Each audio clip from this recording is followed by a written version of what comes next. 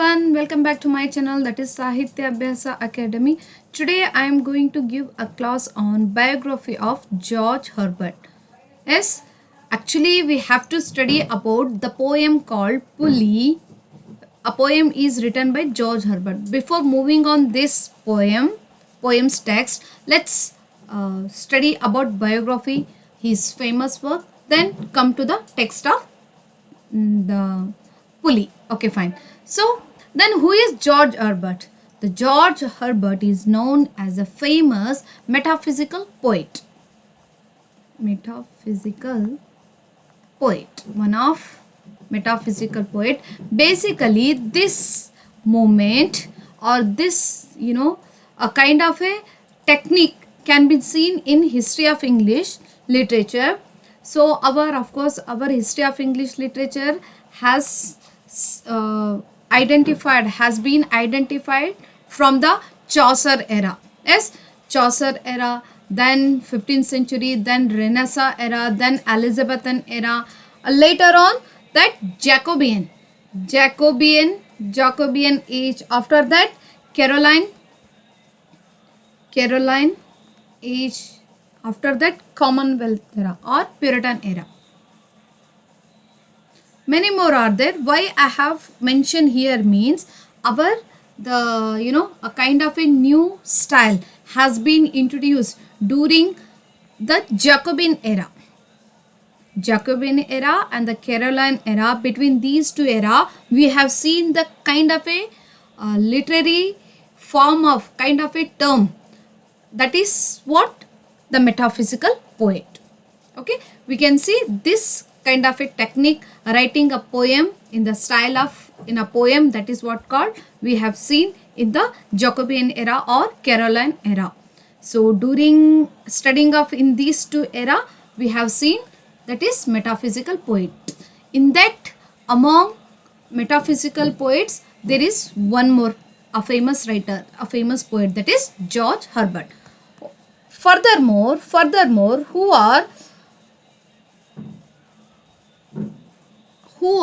metaphysical poets? Metaphysical poets. First one is John Donne. It is very important because he is the leader of this group called metaphysical poets. First. Second one is George Herbert. Andrew Marvell, Henry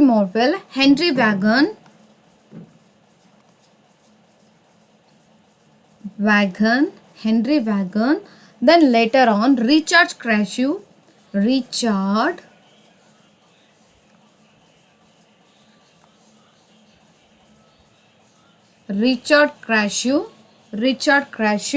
and Abraham Cole.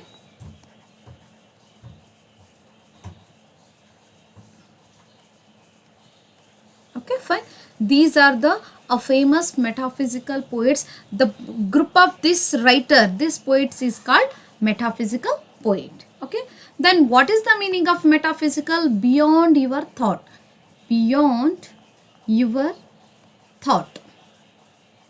Would express in the form of poetry called, that is metaphysical poet. For example, here we can see there is a poem of John Donne poem, that is a flea. How he has explained in that poem means, see, it is a flea means it's a fly. In nona anta ಏನು ಕರಿತೀವಲ್ಲ somewhat. Okay na, flea ಅನ್ನೋದು ಕಂಡು ಬರ್ತಾ ಇದೆ. Okay na, what else in this, what is the exact meaning of this in poem means, here we can see the lover, a boy and a girl. Boy says that if that flea in mosquitoes anta ಏನು ಕರಿತೀವಲ್ಲ, that would be the better exact meaning of that word. Mosquito ಅದು ನನ್ನನ್ನು ಕಡ್ದಿದೆ, ಇನ್ನೂ ಕೂಡ ಕಡ್ದಿದೆ. That means ಏನು, ನನ್ನ ರಕ್ತ ಕೂಡ ಅದರಲ್ಲಿ ಬಂದಿದೆ ಮತ್ತು ನಿನ್ನ ರಕ್ತ ಕೂಡ ಕಂಡು ಬಂದಿದೆ. if our blood is mixed in this flea means, that means we are made for to live together. Getting my point? ಅಂದರೆ ಜಸ್ಟ್ ನೋಡ್ರಿ, ಒಂದು ಫ್ಲೀನ ಒಂದು ಒಂದು ಎಕ್ಸಾಂಪಲ್ ಆಗಿ ತೊಗೊಂಡು ಅವ್ನು ಯಾವ ಥರ ರಿಲೇಷನ್ಶಿಪ್ಪನ್ನ ಕಂಪೇರಿಂಗ್ ಮಾಡ್ತಾ ಇದ್ದಾನೆ, ಇಂಥ ಒಂದು ಆಲೋಚನೆ ನಾವೇನು ಹೇಳ್ತೀವಿ ರೀ, beyond our thought is called a kind of A writing metaphysical poetry ಅಂತ ಹೇಳ್ಬೋದು. Such kind of A writing ಯಾರು ಮೆಟಾಫಿಸಿಕಲ್ ಪೊಯಿಟ್ಸ್ ಅವರು ಬರೆದಿರುವಂಥ ಅಂಶ ಕಾಣ್ತೀವಿ. ಇನ್ನೊಂದು ಕ್ಲಿಯರ್ ಆಗಿ ಹೇಳಬೇಕಾದ್ರೆ ಜಾನ್ ಡನ್ ಅವರು ಬರೆದಿರುವಂಥದ್ದು death not be proud. It's a very beautiful poem. ಏನು ಹೇಳ್ತದಾನೆ, death, oh death, don't feel yourself you are superior, you are the slave under the command of Almighty. Yes, oh ಸಾವೇ, ನೀನು ಬಹಳಷ್ಟು ಏನು ಹೇಳ್ತೀರಿ, ಜಂಬ ಆಯಿತು, ಒಂದು ಅರೋಗಂಟ್ ಆಯಿತು, ಒಂದು ಪ್ರೈಡ್ ಆಯಿತು, ಫೀಲ್ ಮಾಡ್ಲಿಕ್ಕೆ ಹೋಗ್ಬೇಡ. ನೀನು ಕೂಡ ಒಂದು ಗುಲಾಮನ್ ಥರ ಇದೆಯಾ. ಏನು, ಯಾವಾಗ ಗಾಡಿನ ಪರ್ಮಿಷನ್ ಸಿಗ್ತದ ಆವಾಗಲೇ ಒಬ್ಬ ವ್ಯಕ್ತಿಯನ್ನು ಜೀವ ತಗೋಬೋದು. ಅಲ್ಲಿವರೆಗೂ ನೀನು ಜೀವ ತಗೊಳ್ಳಿಕ್ಕೆ ನಿಂಗೆ ರೈಟ್ ಇಲ್ಲ. Then how you consider, how you call yourself you are a superior than all things? No, highly not, you are a slave. So this is how. ಅಂದರೆ ಡೆತ್ತನ್ನು ನೋಡಿ ಎಲ್ಲರೂ ಒಂದು ಕಡೆ ಎಲ್ಲೋ ಒಂದು ಕಡೆ ಹೆದರ್ತಾ ಇದ್ದಾರೆ ಅಂದರೆ, but this fellow called John Donne ಏನು ಮಾಡ್ತಾ ಇದ್ದಾನೆ, ಒಂದು ಹಿಲೇರಿಯಸ್ ಆಗಿ ಒಂದು ಟ್ರಿವಿಯಲ್ ವೇದಲ್ಲಿ ಅವನು ಏನು ಮಾಡ್ತಾ ಇದ್ದಾನೆ, ಎಕ್ಸ್ಪ್ಲನೇಷನ್ ಕೊಡ್ತಾ ಇದ್ದಾನೆ ಅಂತ ಹೇಳ್ಬೋದು. Such kind of A writing ಏನು ಹೇಳ್ತೀವಿ ನಾವು ಅಂದರೆ, the writing which shows the spiritual way. Getting my point? ಒಂದು ಸ್ಪಿರಿಚುವಾಲಿಟಿ ಆಯಿತು, ಒಂದು ಡೀಪ್ ಥಾಟ್ ಆಫ್ ಲವ್ ವಿಷಯ ಆಯಿತು, ಆ ಒಂದು ವಿಷಯದ ಎಕ್ಸ್ಪ್ಲನೇಷನ್ ಏನು ಕಾಣ್ತೀವಿ ರೀ ನಾವು ಮೆಟಾಫಿಸಿಕಲ್ ಪೊಯಿಟ್ರಿಯಲ್ಲಿ ಕಾಣ್ತೀವಿ ಅಂತ ಹೇಳ್ಬೋದು. ಇನ್ನೂ ಒಂದು ಪಾಯಿಂಟ್ ಹೇಳಬೇಕಾದ್ರೆ, ಯೂಶ್ವಲಿ ನೋಡ್ರಿ, ಏನು ನಮ್ಮ ಎಲಿಜಬೆಥನ್ ಎರಾದಲ್ಲಿ ಎಲಿಜಬೆಥನ್ ಪೊಯಿಟ್ಸಿನ ಒಂದು ಥೀಮ್ಸನ್ನು ನಾವೇನಾದರೂ ಸ್ಟಡಿ ಮಾಡಿದ್ವಿ, ಆ್ಯಂಡ್ ಮೆಟಾಫಿಸಿಕಲ್ ಪೊಯಿಟ್ರಿಯ ಒಂದು ಥೀಮ್ಸ್ ಏನಾದರೂ ಸ್ಟಡಿ ಮಾಡಿದ್ರು, we will see the so many differences between them. So first one ಹೇಳಬೇಕಾದ್ರೆ, ಎಲಿಜಬೆಥನ್ ಪೊಯಿಟ್ಸಲ್ಲಿ ನಾವೇನು ಕಾಣ್ತೀವಿ ರೀ, ಮ್ಯೂಸಿಕಲ್ ವೇದಲ್ಲಿ ಬರೆಯಲ್ಪಟ್ಟಿರುವಂಥದ್ದು ನೇಚರ್ ಆಯಿತು, ಆ್ಯಂಡ್ ಶಿವಲರ್ಲಿ ಎಸ್, ಕೋರ್ಟ್ ಲೈಫ್ ಆಯಿತು, and means they focus on the personal love ಆಯಿತು. ಇವೆಲ್ಲ ಅಂಶಗಳನ್ನು ಅಂದರೆ ಮ್ಯೂಸಿಕಲಿ ಆಯಿತು, ಒಂದು ನೆಕ್ಸ್ಟ್ ಏನು ಹೇಳ್ತಾ ಇದ್ದಾನೆ, ನೇಚರ್ ಆಯಿತು, ಶಿವರ್ಲಿ ಆಯಿತು, ಕೋರ್ಟ್ ಲೈಫ್ ಆಯಿತು, ಒಂದು ಡೀಪ್ ರಿಲೇಷನ್ ಏನು ಪರ್ಸ್ನಲ್ ಲೈಫಿಗೆ ಕೊಡುವಂಥದ್ದು ಒಂದು ಥೀಮ್ಸ್ ಏನು ಮಾಡ್ತೀವಿ ರೀ, ಮೆಟಾಫಿಸಿಕಲ್ ಎಲಿಜಬೆಥನ್ ಪೊಯಿಟ್ಸಿನ ಒಂದು ಮೇಜರ್ ಥೀಮ್ಸ್ ಆಗಿ ಕಂಡು ಬಂದಿದೆ ಅಂತ ಹೇಳಿದ್ರೆ, ಹಾಗಾದರೆ ಮೆಟಾಫಿಸಿಕಲಿನ ಒಂದು ಮೇಜರ್ ಥೀಮ್ ನಾವು ಏನು ಕಾಣ್ತೀವಿ ರೀ, it is deep exploration about of love, death, God, soul, getting my point, and time. Okay na? And of course, in a spiritual way, this is very important. Metaphysical poets' poem, major themes of their poem is that philosophical, and also what is that? Spiritual questions. Getting my point? Just you come to know what would be the differences between Elizabethan poets and metaphysical poets. So whatever you have seen the themes in this form, that can be seen in the writings of metaphysical poetry ಅಂತ ಹೇಳ್ಬೋದು. ಇದೇ ಒಂದು formation ಆಧಾರವಾಗಿ ಇಟ್ಕೊಂಡು ಯಾರಿ George Herbert ಏನು ಮಾಡಿದ್ದಾರೆ, ತಮ್ಮದೇ ಆದ ಒಂದು ಪೋಯಮ್ ಯಾವುದ್ರಿ, ದಟ್ ಈಸ್ ಪುಲಿ ಅಂತ ಹೇಳ್ಬೋದು. ಆ ಒಂದು ಪೋಯಮ್, ಪುಲ್ ಮೀನ್ಸ್ ನೋಡ್ರಿ, ಫಾರ್ ಎಕ್ಸಾಂಪಲ್ ಅಂತ ಹೇಳಬೇಕಾದ್ರೆ, ಪುಲ್ ಮಾಡೋದಾಯಿತು, ಪುಷ್ ಅಂದರೆ ತಳ್ಳು, ಪುಲ್ ಅಂದರೆ ಎಳೆ. Getting my point? ಸೊ ಆ ಒಂದು ಪುಲಿಯ ಒಂದು ಎಳೆ ಆಯಿತು ಅಥವಾ ಹಿಡಿಯುವಂಥದ್ದಾಯಿತು, ಎಳೆಯುವ ಅಂತ ಒಂದು ಅಂಶದ ಆಧಾರದ ಮೇಲೆ ಒಂದು ಸ್ಪಿರಿಚುವಲ್ ವೇದಲ್ಲಿ ಇವರು ಏನು ಮಾಡಿದ್ದಾರೆ, ಈ ಒಂದು ಪೊಯಮ್ ಬರೆಯಲ್ಪಟ್ಟಿದ್ದಾರೆ ಅಂತ ಹೇಳ್ಬೋದು. ಸೊ ಬಿಫೋರ್ ದಟ್ ಹೇಳಬೇಕಾದ್ರೆ, ಎಸ್ ಲೆಟ್ಸ್ ಬಿಗಿನ್. ಇನ್ನು ನಾವು ಆ ಒಂದು ಪೊಯಮಿನ ಸಾರಾಂಶ ಟೆಕ್ಸ್ಟಿಗೆ ಹೋಗೋದಕ್ಕಿಂತ ಮುನ್ನ, it is very important to for know about his biography. ಹೌದಲ್ಲ, ಬಯೋಗ್ರಫಿ ಅನ್ನೋದು ಬಹಳ ಇಂಪಾರ್ಟೆಂಟ್ ಅನ್ನೋದು ನಮಗೆ ಕಂಡು ಬರ್ತದೆ. Let's begin. ಹೀಸ್ ಬರ್ತ್, ಯಾರು ಅವರು ಹುಟ್ಟಿರುವಂಥದ್ದು, ಅವರ ಫ್ಯಾಮಿಲಿ ಬ್ಯಾಕ್ಗ್ರೌಂಡ್ ಯಾವ ಥರ ಇತ್ತು. Born April 3, 1593. ಓಕೆನಾ, April 3, 1593 ಇನ್ ಮಾಂಟೆಗೊಮರಿ ಆ್ಯಂಡ್ ವೇಲ್ಸಲ್ಲಿ ಕಂಡು ಬಂದಿರುವಂಥದ್ದು ಒಂದು ಮಾಂಟೆಗೊಮರಿ ಅನ್ನೋ ಒಂದು ಪ್ಲೇಸ್ದಲ್ಲಿ ಇವ್ರದ್ದು ಜನನ ಆಗಿದೆ ಅಂತ ಹೇಳ್ಬೋದು. ಇನ್ನೊಂದು ಕ್ಲಿಯರ್ ಆಗಿ ಹೇಳಬೇಕಾದ್ರೆ, ಹಿಸ್ಟ್ರಿ ಆಫ್ ಇಂಗ್ಲೀಷ್ ಲ್ಯಾಂಗ್ವೇಜ್ ನೀವು ಸ್ಟಡಿ ಮಾಡ್ತಿರ್ಬೇಕಾದ್ರೆ, ವೇಲ್ಸ್ ಅನ್ನೋ ಲ್ಯಾಂಡ್, ಸ್ಕಾಟ್ಲ್ಯಾಂಡ್, ಜೂಟ್ಸ್, ಆಂಗ್ಲೋ ಆ್ಯಂಡ್ ಝ್ಯಾಕ್ಷನ್ ಅನ್ನೋದು ಎಲ್ಲ ಕಂಟ್ರೀಸ್ಗಳು ಇಂಗ್ಲೆಂಡಿನ ಸುತ್ತಮುತ್ತಲಲ್ಲಿ ಕಂಡು ಬಂದಿರುವಂಥ ಒಂದು ಪ್ಲೇಸಸ್ ಅಂತ ಹೇಳ್ಬೋದು. ಓಕೆನಾ, ಸೊ ಇಲ್ಲಿ ವೇಲ್ಸ್ ಅನ್ನೋದು ಒಂದು ಪ್ಲೇಸ್ದಲ್ಲಿ ಇವ್ರದ್ದು ಒಂದು ಜನನಾಗಿ ಕಂಡು ಬರ್ತದೆ. Herbert came from an aristocratic and well educated family. ಹೌದು, ಒಂದು ಅರಿಸ್ಟೋಕ್ರಾಟಿಕ್ ಫ್ಯಾಮಿಲಿಗೆ ಬಿಲಾಂಗ್ ಆಗಿದ್ದಾರೆ ಆ್ಯಂಡ್ ಆಲ್ಸೋ ವೆಲ್ ಎಜುಕೇಟೆಡ್ ಫ್ಯಾಮಿಲಿಗೆ ಬಿಲಾಂಗ್ ಆಗಿದ್ದಾರೆ ಅಂತ ಹೇಳ್ಬೋದು. His mother Magdalen Herbert, what is that? Magdalen Herbert was a pious, means spiritual religious ಆಗಿರುವಂಥ ಒಬ್ಬ ಮಹಿಳೆ, ಒಬ್ಬ ತಾಯಿ ಅಂತ ಹೇಳ್ಬೋದು. ಇಂಟೆಲಿಜೆಂಟ್ ವುಮೆನ್ ಇದ್ದಾರೆ and a friend of John Donne. Yes, who is John Donne? Leader of metaphysical poetry. ಹೌದಾ, leader of metaphysical poetry ಅಂತ ಹೇಳ್ಬೋದು. ಮೆಟಾಫಿಸಿಕಲ್ ಬಿಯಾಂಡ್ ಯುವರ್ ಥಾಟ್, ಅಂದರೆ ಆಲೋಚನೆಗೆ ಮೀರಲಾರದಾಗಿರುವಂತಹ ಆಲೋಚನೆಗಳನ್ನು ಡಿಸ್ಕ್ರಿಪ್ಷನ್ ಆಗಿ ಕೊಡುವಂಥದ್ದು ಅಂತ ಹೇಳ್ಬೋದು. So for example, death B not proud. Death ಅಂದರೆ ಸಾವು. ಯಮರಾಜ ಬರ್ತಾ ಇದ್ದಾನಂದ್ರೆ ಯಾರಾದರೂ ಹೆದರ್ತಾರೆ. ಸಾವು ಅಂತ ಹೇಳಿದ್ರೆ ಯಾರಾದರೂ ಹೆದರ್ತಾರೆ. So what he is trying to convey to us means don't fear yourself by seeing the word called death, because it is just a slave. When the God permits you to take your life means then only you will die. Until death itself doesn't have a right to take your life. So this is how ಏನ್ರಿ ಒಂದು spiritual ವೇದಲ್ಲಿ explain ಕೊಡುವಂಥ ಒಂದು ಥಾಟಿಗೆ ಆಯಿತು, ಒಂದು ಅಂಶಕ್ಕೆ ನಾವು metaphysical poetry ಅಂತ ಹೇಳ್ಬೋದು. ಈ ಥರದ ಅಂಶಗಳು ನಾವೇನು ಕಾಣ್ತೀವಿ ಇಲ್ಲಿ ಕಂಡು ಬಂದಿರುವಂಥ ಗ್ರೂಪ್ ಆಫ್ ರೈಟರ್ಸ್ ಏನ ಮೆಟಾಫಿಸಿಕಲ್ ಪೋಯಿಟ್ರಿಯಲ್ಲಿ ಕಂಡು ಬರ್ತದೆ ಅಂತ ಹೇಳ್ಬೋದು. ಓಕೆನಾ, fine. Was a pious intelligent women and a friend of John Donne and a great metaphysical poet. Who is that John Donne? A great metaphysical poet ಅಂತ ಹೇಳ್ಬೋದು. ಓಕೆನಾ. ಆ್ಯಂಡ್ ಹೀಸ್ ಎಲ್ಡರ್ ಬ್ರದರ್ ಯಾರು? ಜಾರ್ಜ್ ಹರ್ಬರ್ಟಿನ elder brother ಯಾರಿದ್ದಾರೆ? Edward Herbert. Became a Lord Herbert of Cherbury. A famous philosopher ಇದ್ದಾರೆ, and courtier ಇದ್ದಾರೆ. Famous philosopher ಇದ್ದಾರೆ. ಕರ್ಟಿಯರ್ ಅಂತ ಹೇಳಿದ್ರೆ ಯೂಶ್ವಲಿ ಏನ್ರಿ a person who attends a royal court. And ಇನ್ನೂ ಕ್ಲಿಯರ್ ಆಗಿರ್ಬೇಕಾದ್ರೆ ಒಂದು ಅಡ್ವೈಸರ್ ಆಗಿ ಕಿಂಗ್ ಮತ್ತು ಕ್ವೀನ್ಗೆ ಅಡ್ವೈಸರ್ ಆಗಿ ಕಂಡುಬಂದಿರುವ ಒಬ್ಬರು ಕರ್ಟಿಯರ್. ಯಾರು? ಎಡ್ವರ್ಡ್ ಹರ್ಬರ್ಟ್ ಅಂತ ಹೇಳ್ಬೋದು. And very different from George in a temperament ಅಂತ ಹೇಳೋದು ಅದು ನೇಚರ್. ಒಂದು ನೇಚರ್ ಯಾವ ಥರ ಇದೆ, ಮೂಡಿ ವಿಷಯದಲ್ಲಿ ಆಯಿತು, ಒಂದು ಪರ್ಸನಾಲಿಟಿ ವಿಷಯದಲ್ಲಿ ಏನಿದ್ದಾರೆ George Herbert and Edward Herbert will be there personality is different ಅಂತ ಹೇಳ್ಬೋದು. This is about what his birth ಅಂತ ಹೇಳ್ಬೋದು and family background. What about his education and career ಹೇಳಬೇಕಾದ್ರೆ educated at Westminster school in ಲಂಡನ್ದಲ್ಲಿ Westminster ಸ್ಕೂಲ್ನಲ್ಲಿ ಒಂದು education complete ಆಗಿದೆ. Went to Trinity College Cambridge. Yes, where he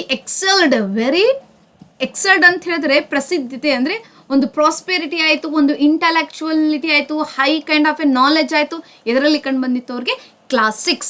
getting my point? And oratory, having a power of speaking things, having a power of speaking skills ಅಂದರೆ ವಾಕ್ಚಾತುರ್ಯತೆ ಆಯಿತು. And also classic, this is very important ನೋಡ್ರಿ. Classic, whatever we are talking about the British literature, this is the only has been emerged in the world by the only influence of classical works. Keep this thing.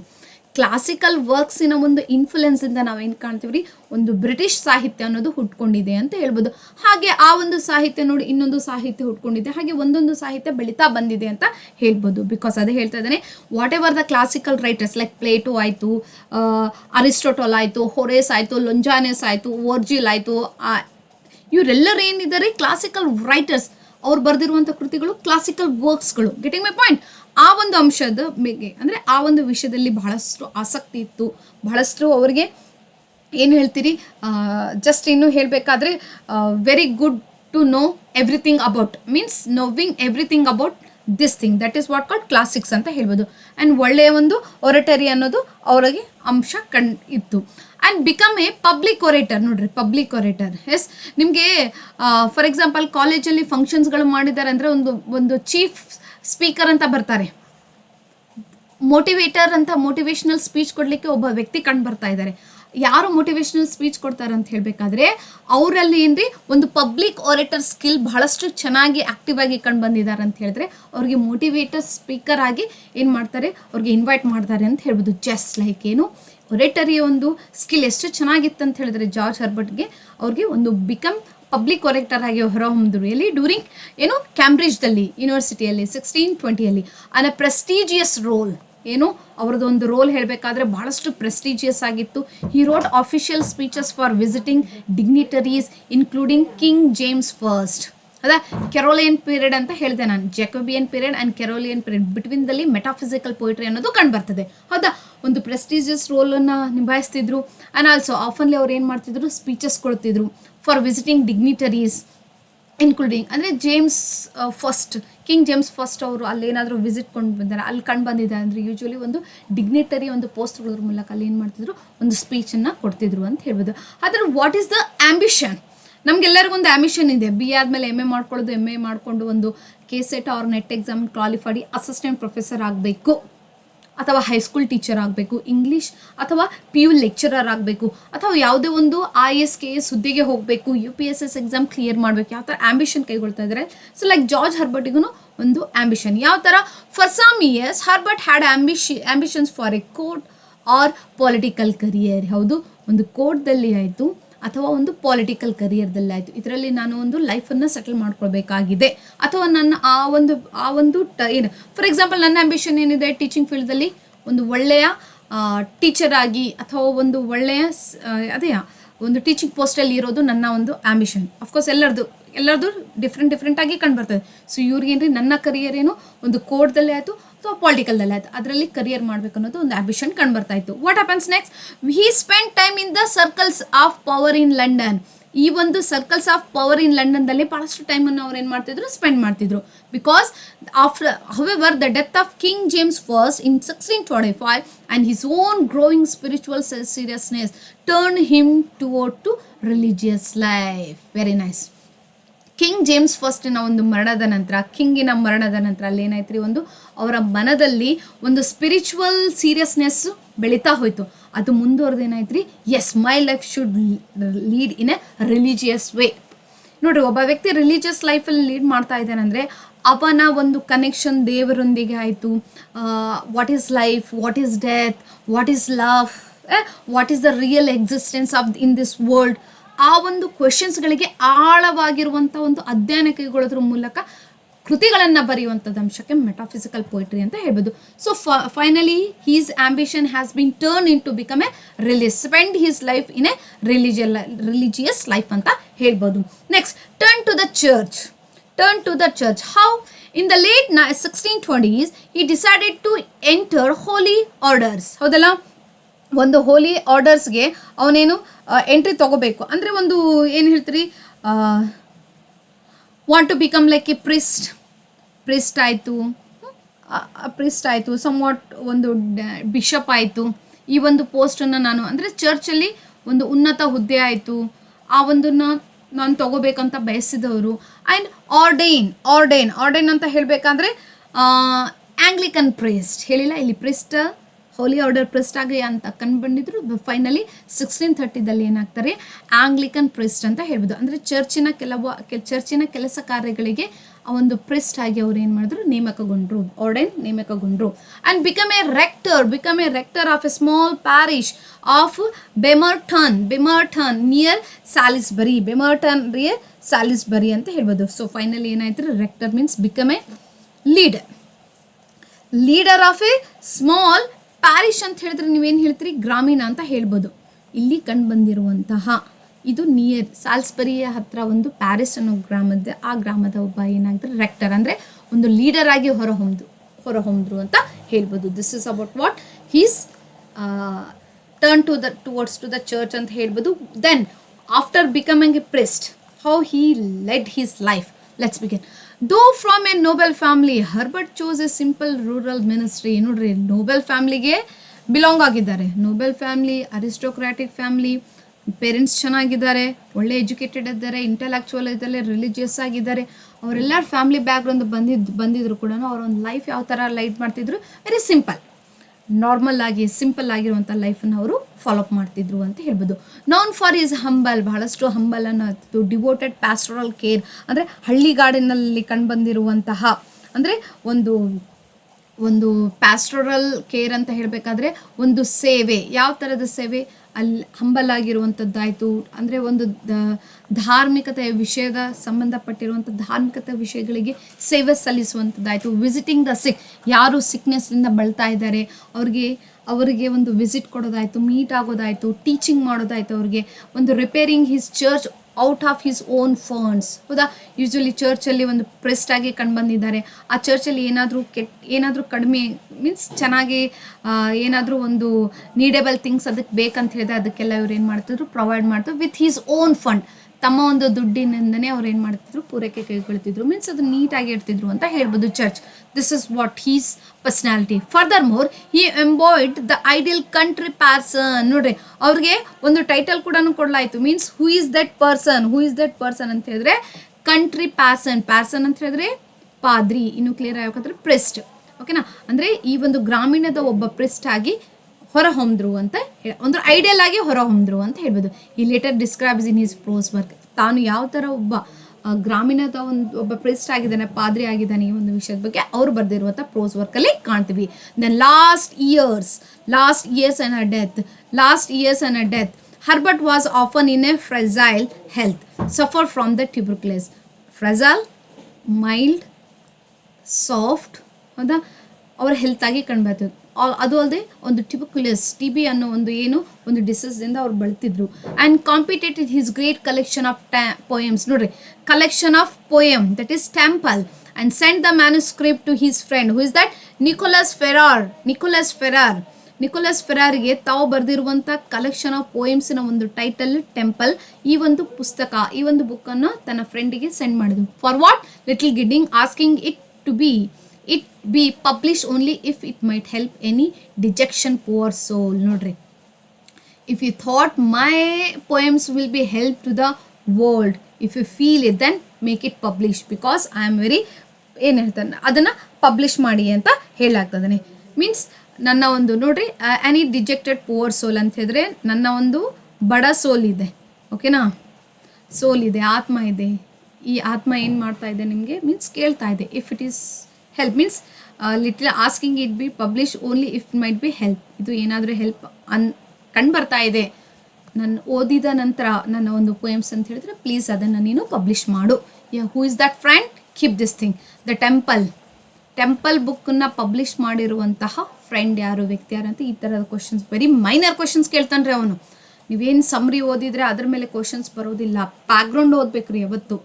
Background reason, what is the reason behind to write this particular work, who are going to support that work and who is going to publish that work in a what time, ಇಂಥ ಒಂದು type of questions ಮೇಲೆ ಅವ್ನು questions ಕೇಳ್ತಾನೆ ಅಂತ ಹೇಳ್ಬೋದು. Okay, that is what Nicholas Ferrar ಅಂತ ಹೇಳ್ಬೋದು. What is that collection of that book, a poems, that is Temple ಅಂತ ಹೇಳ್ಬೋದು. Died on March 1, 1633 at the age of 39. Very early age ನೋಡ್ರಿ. ಎಸ್, TB ಬಂದಿದೆ, ಹೌದಾ, ಅರ್ಲಿ ಏಜಲ್ಲಿ 39 ಇಯರ್ಸಲ್ಲಿ ಒಂದು spirituality, ಒಂದು religious ಲೈಫನ್ನು ಲೀಡ್ ಮಾಡಿದಿರುವಂಥದ್ದು. Buried under the altar of his church, that is Bemerton ಅಂತ ಹೇಳ್ಬೋದು. ದಿಸ್ ಇಸ್ ವಾಟ್ ಹೀಸ್ ಏನು ಹೇಳ್ತೀರಿ, ಒಂದು last year and the death ಅಂತ ಹೇಳ್ಬೋದು. ಹಾಗಾದರೆ ಅವರ ಒಂದು ಹೀಸ್ ಕ್ಯಾರೆಕ್ಟರ್ ಆ್ಯಂಡ್ ರೆಪ್ಯುಟೇಷನ್ ಹೇಳಬೇಕಾದ್ರೆ ನಾನ್ ಫಾರ್ ಹಿಸ್ ಜೆಂಟಲ್ನೆಸ್, ಹೌದಲ್ಲ, ವೆರಿ ಜೆಂಟಲ್ನೆಸ್ ಇತ್ತು, ಹ್ಯುಮಿಲಿಟಿ ಅನ್ನೋದು ಕಂಡು ಬರ್ತಾ ಇತ್ತು, ಏನು ಸಾಫ್ಟ್ನೆಸ್ ಆಯಿತು, ಎಸ್, ಇನ್ನು ವಿನಮ್ರತೆ ಸಮ್ವಾಟ್ ಕಂಡು ಬರ್ತದಲ್ಲ, ವಿಧೇಯತೆ, and deep spirituality. Yes, and friends and later admire saw him as almost saintly ಅಂತ ಹೇಳಿದ್ರೆ ನೀವೇನು ಸೈಂಟ್ ಅಂತ ಹೇಳ್ತಿರಲ್ಲ, ಲೈಕ್ ಧಾರ್ಮಿಕವಾದ ವ್ಯಕ್ತಿ, ಪವಿತ್ರವಾದ ಒಂದು ವ್ಯಕ್ತಿ, ಸ್ವಾಮಿ ಏನು ಯೂಶ್ವಲಿ ಕರಿತೀವಲ್ಲ ಆ ಥರ. ಓಕೆನಾ, ಒಂದು ಪ್ಯೂರ್ ಸೈಂಟ್ ಆಗಿ ಹೊರಹೊಮ್ಮಿದ್ದು ಅಂಥದ್ದು. ಅದಕ್ಕೆ Isaac Walton, very important, wrote a famous early biography of him portraying Herbert ಏನು as a model of the ideal pastor. Till now, whoever you are watching called the priest, ಹೌದಾ, parson, ಪಾದ್ರಿ, ಧಾರ್ಮಿಕ ಗುರು ಅಂತ ಏನು ನೀವು ಕಾಣ್ಬರ್ತಾರಲ್ಲ, they must take the ideal from the George Herbert ಅಂತ ಹೇಳ್ತಾ ಇದ್ದಾರೆ. Because as he became as a model for the all ideal pastor ಅಂತ ಹೇಳ್ಬೋದು. ಓಕೆನಾ, this is about his character and reputation and literary legacy. ಅವ್ರದ್ದೇ ಆದ ಒಂದು mark ಏನಿತ್ತು. ದ ಟೆಂಪಲ್ ಅವ್ರು ಬರೆದಿರುವಂಥದ್ದು 1633. Is a great collection of religious poems and publish after his death and is a chief claim to fame. Yes, after wrote the priest to the temple on duties of pastor. What would be the duty of every priest when he become a priest? ಆ ಒಂದು ವಿಷಯದ ವಿಸ್ತರಣೆ. And seen as a leading metaphysical poet alongside the John ಡನ್ನಿನ ನಂತರ ಒಂದು position ಯಾರು ತೊಗೊಂಡಿದ್ದಾರೆ ಅಂತ ಹೇಳಿದ್ರೆ that is undoubtedly George Herbert ಅಂತ ಹೇಳ್ಬೋದು. His poems explore man's relationship with God and profounded honesty wit and musical language. Man ಇದ್ದಾನೆ, ಅವನ ಒಂದು ರಿಲೇಷನ್ ಗಾಡ್ದೊಂದಿಗೆ ಹೇಗಿದೆ, how the man should be, honesty ಯಾವ ಥರ ಇದೆ, ವಿಟಿನೆಸ್ ಯಾವ ಥರ ಇದೆ ಅವನಲ್ಲಿ, ಮತ್ತು ಮ್ಯೂಸಿಕಲ್ ಲ್ಯಾಂಗ್ವೇಜ್ ಯಾವ ಥರ ಬರೆಯಲ್ಪಟ್ಟಿದ್ದಾನೆ ಅವನ ಕೃತಿಯಲ್ಲಿ, ಈ ಒಂದು ವಿಷಯದ ಬಗ್ಗೆ ಕಾಣ್ತೀವಿ ಅಂತ ಹೇಳ್ಬೋದು. This is about what his life, his biography ಅಂತ ಹೇಳ್ಬೋದು. ಇನ್ನು ಫರ್ದರ್ ಹೇಳಬೇಕಾದ್ರೆ George Herbert's famous works, what is that ರೀ? ಫೇಮಸ್ ವರ್ಕ್ಸ್ ಹೇಳಬೇಕಾದ್ರೆ the main collection, what is that?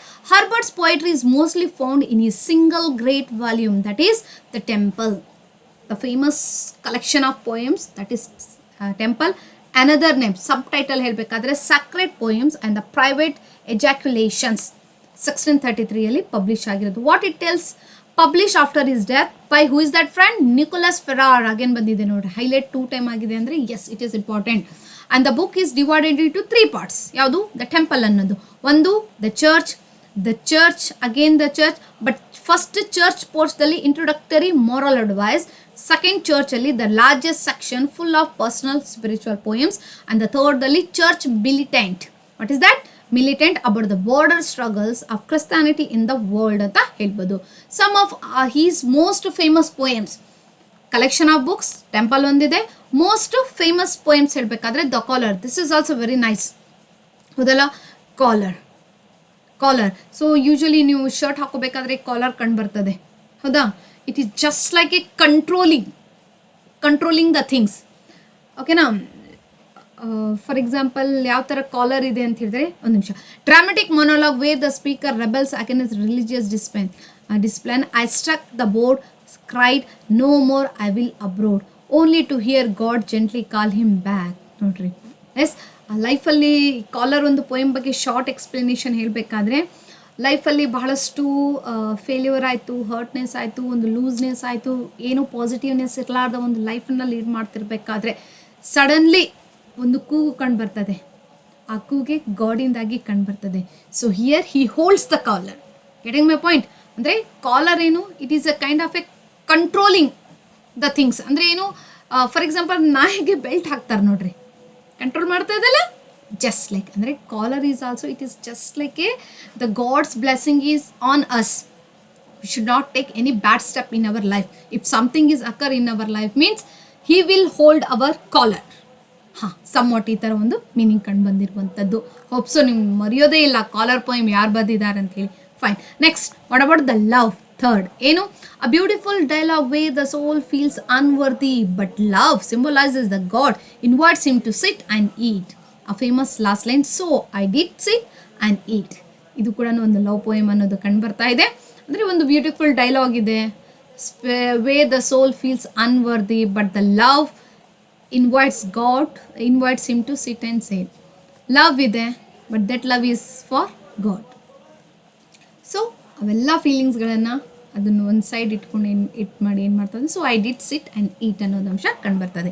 And Easter wings, a shape means pattern, a poem printed in the shape of wings and reflecting the resurrections and spiritual accent ಅಂತ ಹೇಳ್ಬೋದು. Easter wings. ಓಕೆನಾ? ಕ್ರಿಶ್ಚಿಯಾನಿಟಿಯಲ್ಲಿ ಅವರು Easter day ಅಂತ ಹೇಳಿ celebrate ಮಾಡ್ತಾರೆ ನೋಡ್ರಿ, ಆ ಒಂದು ವಿಷಯದ ಬಗ್ಗೆ ಇದೆ ಅಂತ ಹೇಳ್ಬೋದು. And virtue, what is that virtue? And ವೀಸಸ್.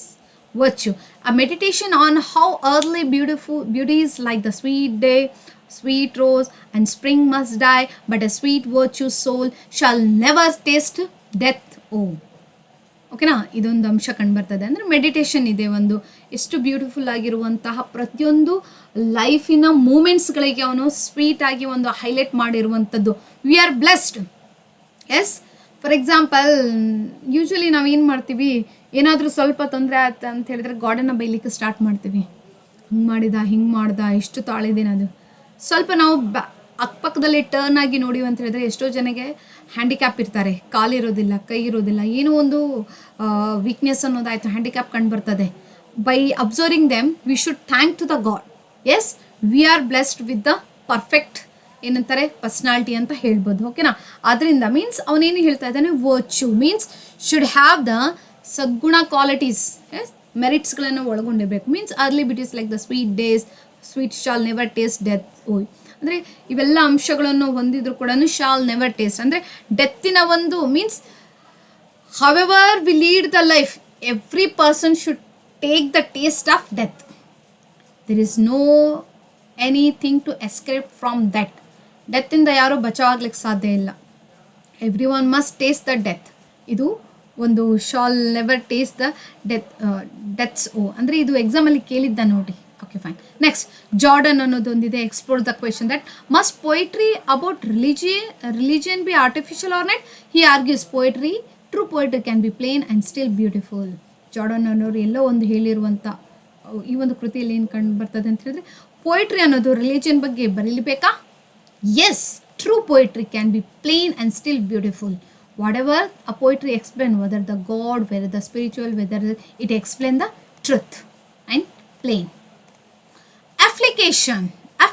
A long poem about the God sending various trials to the speaker, who finally accepts them in a humility. Who finally accepts in humility ಅಂತ ಹೇಳ್ಬೋದು.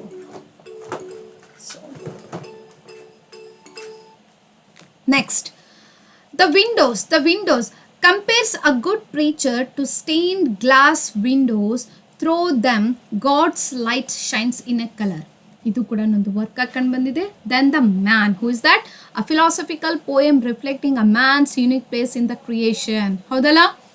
Man ಕಂಡು ಬಂದಿರುವಂಥ ಎಲ್ಲ ಪ್ರಾಣಿಗಳಲ್ಲಿ ಹೋಲಿಸಿದರೆ the ವಿವೇಚನೆ.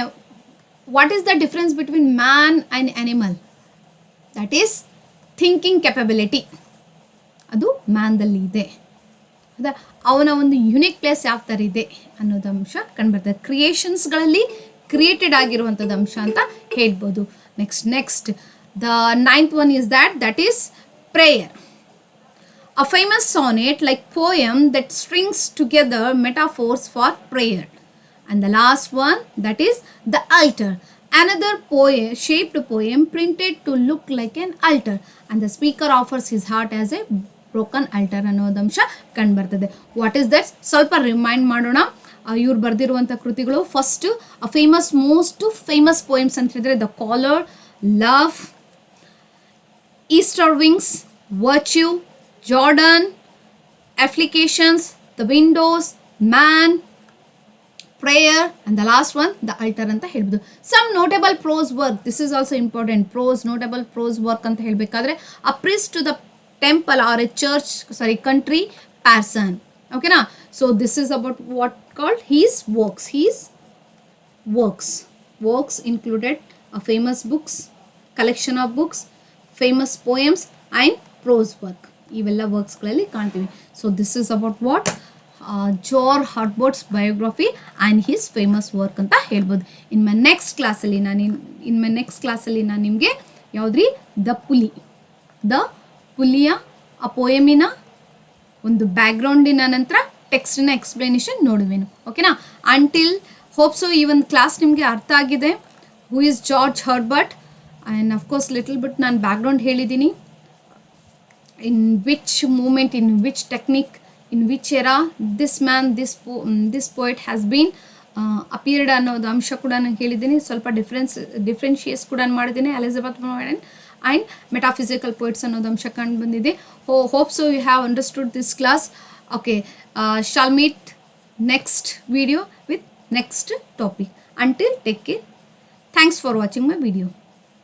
Bye bye.